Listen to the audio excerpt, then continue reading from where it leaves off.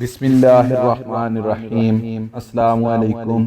مولانا روم رحمۃ اللہ علیہ فرماتے ہیں، ایک شخص مسجد میں نماز ادا کرنے کے لیے اندھیری رات میں گھر سے نکلا۔ اندھیرے کی وجہ سے ٹھوکر لگی اور وہ منہ کے بال کیچڑ میں گر گیا۔ کیچڑ سے اٹھ کر وہ گھر واپس گیا اور لباس تبدیل کر کے دوبارہ مسجد کی طرف چل دیا۔ ابھی چند قدم ہی چلا تھا کہ دوبارہ ٹھوکر لگی اور وہ دوبارہ کیچڑ میں گر گیا۔ کیچڑ سے اٹھ کر وہ ایک بار پھر گھر واپس گیا اور لباس تبدیل کر کے مسجد جانے کے لیے دوبارہ گھر سے نکل آیا۔ گھر کے دروازے پر اسے ایک شخص ملا جو اپنے ہاتھ میں ایک روشن چراغ تھامے ہوئے تھا۔ چراغ والا شخص چپ چاپ نمازی کے آگے آگے مسجد کی طرف چل دیا۔ اس بار چراغ کی روشنی میں نمازی کو مسجد تک پہنچنے میں کسی قسم کی دشواری کا سامنا نہ کرنا پڑا اور وہ خیریت سے مسجد تک پہنچ گیا۔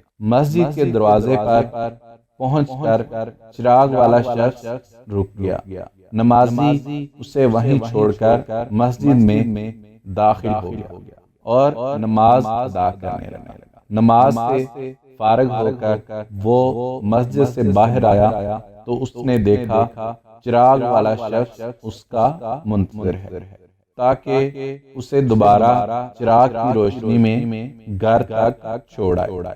جب نمازی گھر پہنچ گیا تو نمازی نے اس اجنبی سے پوچھا، آپ کون ہیں؟ اجنبی بولا، سچ بتاؤں تو میں ابلیس ہوں۔ نمازی کی حیرت کی انتہا نہ رہی۔ اس نے پوچھا، تجھے تو میری نماز رہ جانے پر خوش ہونا چاہیے تھا، پھر تو چراغ کی روشنی میں مجھے مسجد تک کیوں لایا؟ ابلیس نے جواب دیا، جب تجھے پہلی ٹھوکر لگی تو اللہ نے تیرے عمر بھر کے گناہ معاف فرما دیے۔ جب دوسری ٹھوکر لگی تو تیرے سارے خاندان کو بخش دیا۔ مجھے فکر ہوئی کہ اب اگر تو ٹھوکر کھا کر گرا تو کہیں اللہ تیرے سارے گاؤں والوں کی مغفرت نہ فرما دے، اس لیے چراغ لے کر آیا ہوں کہ تو بغیر گرے مسجد تک پہنچ جائے۔ پسند آئے تو لائک اور شیئر بھی کر دیں۔ دعاؤں میں یاد رکھے گا۔ اللہ